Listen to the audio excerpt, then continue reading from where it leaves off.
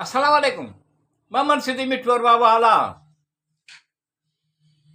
रब पंहिंजे घाट जो ऐं इंसानो जंहिं तव्हांखे हिकु जान यानी हज़रत आदम अलैहिस्सलाम मां पैदा फरमायो ऐं उन्हीअ मां संदसि घरवारी यानी हवा अलैहिस्सलाम खे पैदा फरमायो। रब ॿिन्ही मां घणा मर्द ऐं औरतूं पखड़ियाई अलाह गॾ जो जंहिंजे नाले हिकु ॿिए खां हाजतुनि जो सुवाल करियो था। मिटी माइटी छिनण खां बचो, बेशक अलाह तव्हां ते निगहबान आहे। रब यतीमन खे संदन माल ॾियो ऐं नापाक शयुनि खे पलीत शइ सां न बदिलायो ऐं न ई संदन माल पंहिंजनि मालनि में मिलाए खाओ, बेशक इहो वॾो गुनाह आहे। फरमायो रब फरमायो क़ुरान करीम में हज़रत नूह अलैहिस्सलाम खे संदसि क़ौम ॾांहुं मोकिलियो। पोइ उन्हीअ चयो त मुंहिंजी क़ौम अलाह जी इबादत करियो, उन खां सवाइ तव्हांजो को महबूद न आहे। बेशक आऊं तव्हां ते वॾे ॾींहं जे अज़ाब जे अचण खां टिॼां थो ऐं आऊं जहाननि जे पालणहार जे तरफ़ां रसूल आहियां, तव्हां ताईं पहुचायां थो पैगाम पंहिंजे रब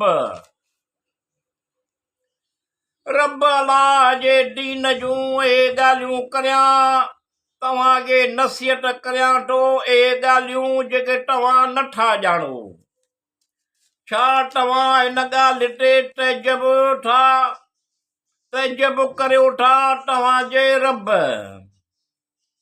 छा तव्हां हिन ॻाल्हि ते तइजब करियो था तव्हांजे रब जे तरफ़ां तव्हां मां हिकु शख़्स ते नसीहत ॾे जीअं तव्हांखे ॾेॼारे ऐं नाफ़रमानीअ खां बचो ऐं मन तव्हां ते रहम कयो वञे। पोइ खेसि कूड़ो कयाऊं, पोइ खेसि ऐं उन्हनि माण्हुनि खे निजात ॾिनी जेके हज़रत नूह अलैहिस्सलाम जे ॿेड़े में गॾु हुया ऐं जिन असांजे आयतुनि खे कूड़ो कयो तिन खे ग़रक़ कयोसीं। फरमायो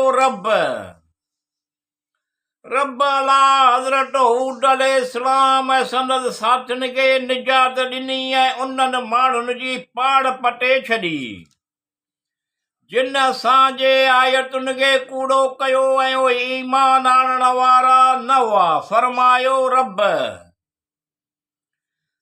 हज़रत सालिह अलैहिस्सलाम ऐं उन्हीअ चयो मुंहिंजी क़ौम अल्लाह जी इबादत करियो ऐं उन खां सवाइ को महबूद न आहे।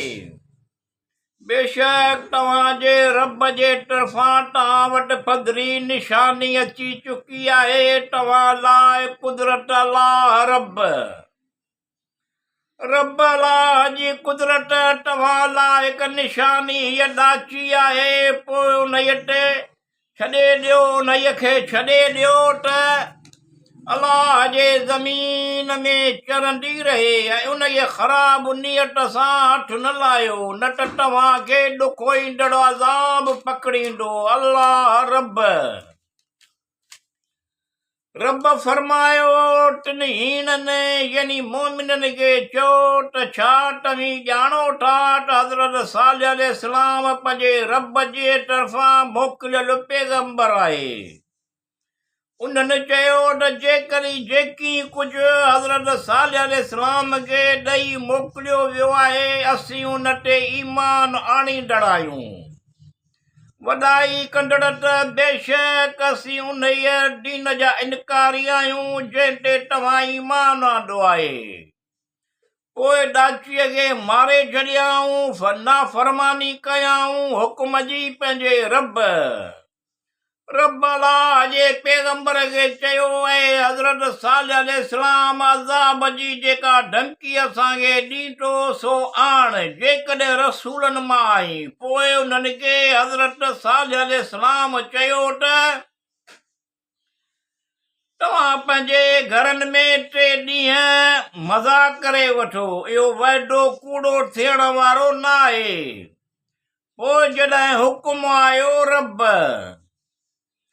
रब जो हुकुम आयो त हज़रत सालिह अलैहिस्सलाम ऐं जिन उन सां गॾु ईमान आंदो टिन खे पंहिंजे रहमत सबब अज़ाब ऐं ख़्वारीअ खां निजात ॾिनीसूं। बेशक पंहिंजो रब ई ताक़तवर ग़ालिब आहे। ऐं जिन माण्हुनि ज़ुल्म कयो तिन खे हज़रत जबराईल अलैहिस्सलाम जे ख़ौफ़नाक रड़ पकड़ियो। पोइ उहे पंहिंजे घरनि में करूंदा थी मरी विया ॼण त उहे उते रहिया ई न हुआ। क़ुरान करीम में फरमायो रब क़ुरान करीम में फरमायो ऐं बेशक हज़रत इब्राहिम अलैहिस्सलाम वटि असांजा फ़रिश्ता हज़रत इसाक अलैहिस्सलाम जे पुठियां हज़रत याकूब अलैहिस्सलाम जी ख़ुशख़बरी ऐं लूट जे हलाकत जी ख़बर खणी आया। उन चयो तोते सलाम हुजे। हज़रत इब्राहिम अलैहिस्सलाम फरमायो तव्हां ते सलाम हुजे।